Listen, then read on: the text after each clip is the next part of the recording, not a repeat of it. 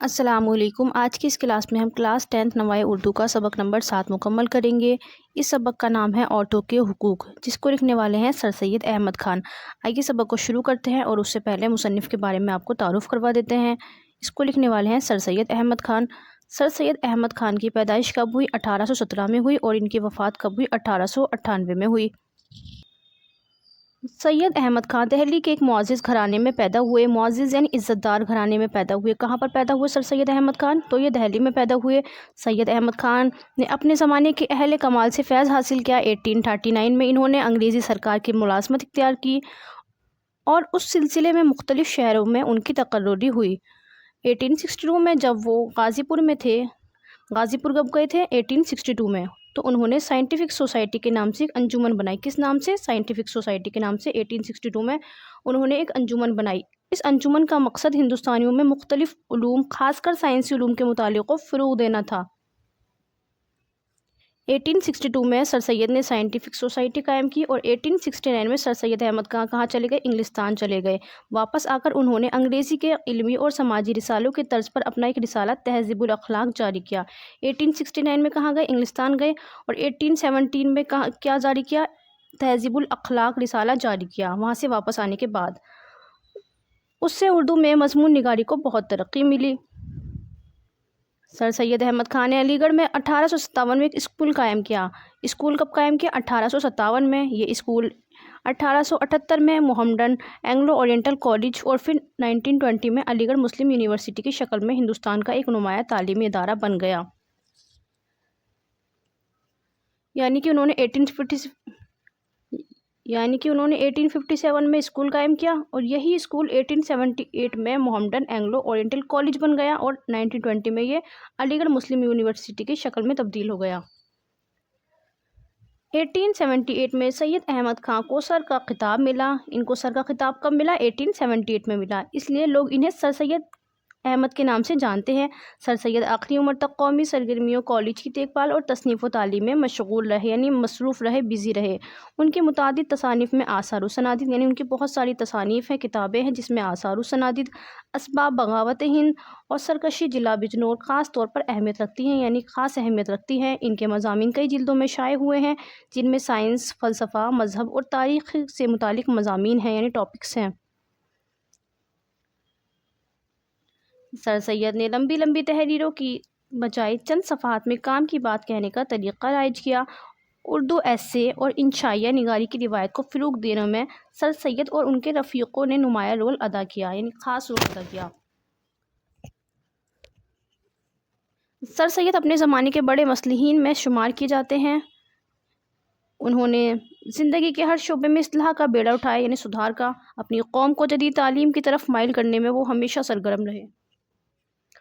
عورتوں کے حقوق پر ان کا یہ مضمون بھی ان کی اصلاح کی خدمات کی ترجمانی کرتا ہے، یعنی جو ہمارا آج کا سبق ہے۔ سبق کا نام ہے عورتوں کے حقوق۔ حقوق حق کی جمع ہے۔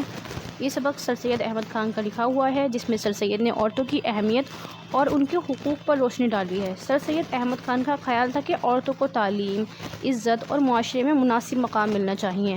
تو ہمارے سر سید بتاتے ہیں کہ کسی بھی معاشرے کی ترقی عورتوں کی ترقی کے بغیر ممکن نہیں ہو سکتی، اس لیے عورتوں کو ان کے جائز حقوق ملنے چاہیے۔ آئیے سبق کو دیکھتے ہیں۔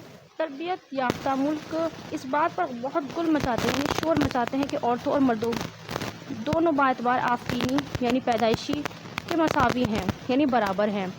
یعنی کہ جو ترقی یافتہ ملک ہیں، یعنی جو تربیت یافتہ ملک ہیں، جو ٹرینڈ ملک ہے، وہ اس بات پر بہت شور مچاتے ہیں کہ عورت اور مرد دونوں کیا ہیں؟ پیدائشی کیا ہیں؟ برابر ہیں اور دونوں کو برابر حق رکھتے ہیں، یعنی دونوں کے حقوق کیا ہیں؟ برابر ہیں۔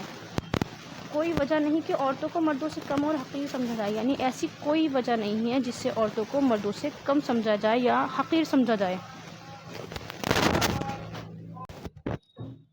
بائیں ہم دیکھتے ہیں کہ جس قدر و منزلت عورتوں کی مذہب اسلام میں کی گئی ہے اور ان کے حقوق اور ان کے اختیارات کو مردوں کے برابر کیا گیا ہے، اس قدر آج تک کسی تربیت یافتہ ملک میں نہیں ہے۔ مسلمان قانون میں عورتوں کے مردوں کے برابر حقوق اور اختیارات تسلیم کیے گئے ہیں۔ جو عزت مذہب اسلام نے عورتوں کو دی ہے، وہ کسی اور مذہب میں نہیں دی گئی ہے۔ یعنی کہ جو عزت اسلام نے عورتوں کو دی ہے، جس طرح عورتوں کے حقوق مردوں کے برابر کیے ہیں اسلام نے، اس طرح آج تک کسی تربیت یافتہ ملک نے نہیں کیے۔ حالت نابالغی میں جس طرح مرد اسی طرح عورت، بے اختیار اور ناقابل معاہدہ متصور الا بعد بلوغ، لیکن یعنی کہ بالغ ہونے کے بعد وہ بالکل مثل مرد کے مختار ہے اور ہر ایک معاہدے کے لائق ہے۔ جس طرح مرد اسی طرح عورت اپنی شادی کرنے میں مختار ہے، جس طرح کہ مرد کا بے رضا نکاح نہیں ہو سکتا اسی طرح عورت کی بلا رضامندی نکاح نہیں ہو سکتا۔ وہ اپنی تمام جائیداد کی خود مالک اور مختار ہے اور ہر طرح اس میں تصرف کرنے کا اس کو اختیار حاصل ہے۔ وہ مثل مرد کے ہر قسم کے معاہدے کی صلاحیت رکھتی ہے اور اس کی ذات اور اس کی جائیداد ان معاہدوں اور دستاویزوں کی بابت جواب دہ ہے جو اس نے تحریر کیے ہوں، یعنی ہر طرح سے کیا ہے، عورت مرد کے برابر ہے۔ جو جائیداد قبل شادی کے اور بعد شادی، قبل شادی یعنی شادی سے پہلے اور بعد شادی اس کی ملکیت میں آئی ہو، وہ خود اس کی مالک ہے اور خود اس کی محصل کی لینے والی ہے، یعنی حاصل کرنے والی ہے۔ محصل یعنی حاصل کرنے والی۔ وہ مثل مرد کے دعویٰ بھی کر سکتی ہے اور اس پر دعویٰ ہو بھی سکتا ہے۔ وہ اپنے مال ہر ایک جائیداد خرید سکتی ہے، جو چاہے اس کو بے کر سکتی ہے۔ وہ مثل مرد کے ہر قسم کی جائیداد کو ہبہ اور وصیت کر سکتی ہے اور وقف کر سکتی ہے۔ وہ رشتہ داروں اور شوہروں کی جائیداد میں سے بترتیب وراثت ورثہ پا سکتی ہے۔ وہ تمام مذہبی نیکیوں کو جو مرد حاصل کر سکتا ہے وہ حاصل کر سکتی ہے، یعنی ہر طرح سے کیا ہے، عورت مرد کے برابر ہے۔ وہ تمام گناہوں اور ثواب کے عوض دنیا اور آخرت میں وہی سزا اور جزا پا سکتی ہے جو مرد پا سکتا ہے، یعنی جتنی سزا عورت کو ہے، جتنی سزا مرد کو ہے اتنی ہی عورت کو ہے، اور جتنا اجر، جتنا نیکی، جتنا ثواب مرد کو ہے اتنی ہی نیکی اور اجر اور ثواب عورت کو بھی ہے۔ اس مقام پر جو ہم کو بحث ہے وہ صرف مردوں کے عورتوں کے ساتھ حسن سلوک۔ اب کہتے ہیں کہ اس مقام پر جو ہم کو بحث ہے، یعنی بحث کس چیز کی ہے؟ بحث اس چیز کی ہے کہ صرف مردوں کے ساتھ عورتوں کے ساتھ حسن سلوک، یعنی اچھا برتاؤ اور حسن معاشرت اور تواضع اور خاطرداری اور محبت اور پاس خاطر اور ان کی آشائشوں اور آرام اور خوشی اور فرد کی طرف متوجہ ہونا اور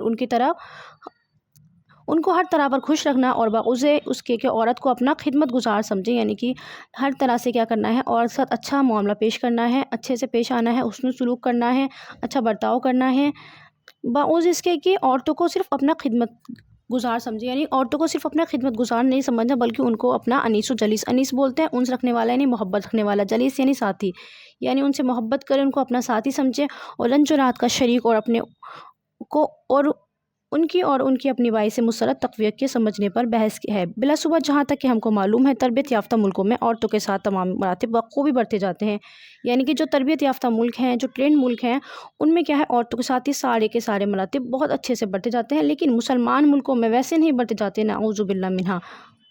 باوجود یہ کہ ان کے یہاں قانون نسبت عورتوں کی نہایت ہی ناقص اور خراب تھا، یعنی بہت ہی کمزور تھا، بہت ہی خراب تھا، اپنی عورتوں کی حالت کو نہایت اعلیٰ درجے کی ترقی پر پہنچایا، کس نے؟ ترقی یافتہ ملکوں نے، اور مسلمان نے باوجود یہ کہ ان کا مذہبی قانون نسبت عورتوں کے اور ان کی حالت بہتری کے تمام دنیا کے قوانین سے بہتر اور عمدہ تھا، مگر انہوں نے اپنے نام مہذب ہونے سے ایسا خراب برتاؤ عورتوں کے ساتھ اختیار کیا ہے جس کے سبب تمام قومیں ان کی حالت پر ہنستی ہیں، اور ہماری ذاتی برائیوں کے سبب اس وجہ سے کہ قوم کی ایک حالت پر ہے الا ماشاء اللہ اس قوم کے مذہب پر عیب لگاتی ہے۔ بس اب یہ زمانہ نہیں کہ ہم ان باتوں کی غیرت نہ کریں اور اپنے چال چلن کو درست نہ کریں، اور جیسا کہ مذہب اسلام روشن ہے، خود اپنے چال چلن سے اس کی روشنی کا ثبوت لوگوں کو نہ دکھائیں۔